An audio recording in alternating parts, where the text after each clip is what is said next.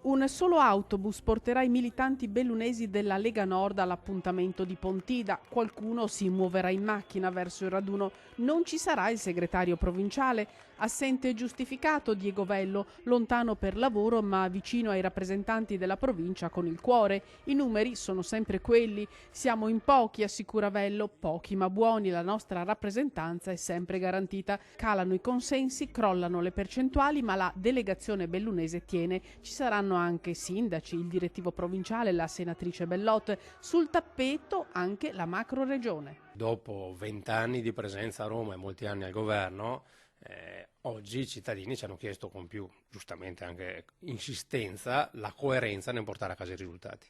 Oggi c'è un percorso per ottenere realmente dei risultati in termini di federalismo, di buona gestione delle risorse, di riorganizzazione del Paese. E per i bellunesi il futuro è anche la provincia, commissariata da oltre 500 giorni, mai visto prima. La questione potrà essere affrontata a Pontida? Io a Pontida partecipo nella qualità di militante e là ci saranno i vertici del partito che si esprimeranno e non sarà questo il tema nel momento da affrontare a Pontida, però sicuramente anche la Lega dovrà essere della partita e farà la sua parte perché anche Belluno possa avere la sua amministrazione provinciale.